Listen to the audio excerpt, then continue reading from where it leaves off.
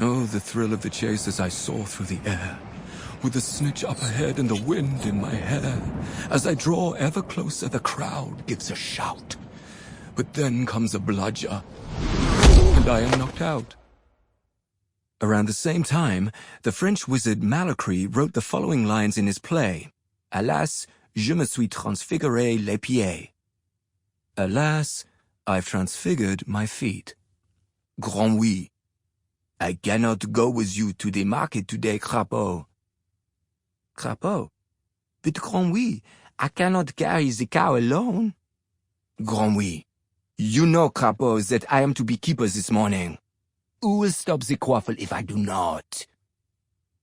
The year 1473 saw the first ever Quidditch World Cup, though the nations represented were all European. The non-appearance of teams from more distant nations may be put down to the collapse of owls bearing letters of invitation, the reluctance of those invited to make such a long and perilous journey, or perhaps a simple preference for staying at home.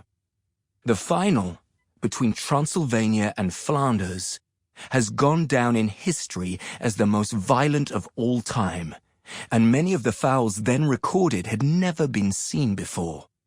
For instance, the transfiguration of a chaser into a polecat, the attempted decapitation of a keeper with a broadsword, and the release from under the robes of the Transylvanian captain of 100 blood-sucking vampire bats.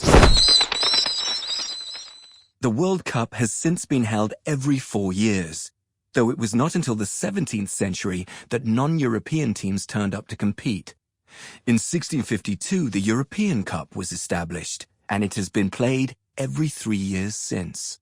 Of the many superb European teams, perhaps the Bulgarian Vratsa Vultures is most renowned. 7 times European Cup winners, the Vratsa Vultures are undoubtedly one of the most thrilling teams in the world to watch. Pioneers of the long goal, shooting from well outside the scoring area, and always willing to give new players a chance to make a name for themselves. In France, the frequent league winners, the Quiberon Quaffle Punchers, are famed for their flamboyant play as much for their shocking pink robes. In Germany, we find the Heidelberg Harriers, the team that the Irish captain Darren O'Hare once famously said was fiercer than a dragon and twice as clever. Luxembourg, always a strong Quidditch nation, has given us the Bougainville Bombers, celebrated for their offensive strategies and always among the top goal scorers.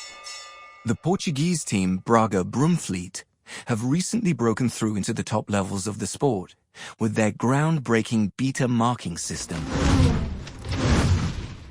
And the Polish Grodzisk Goblins gave us arguably the world's most innovative seeker, Józef Wronski.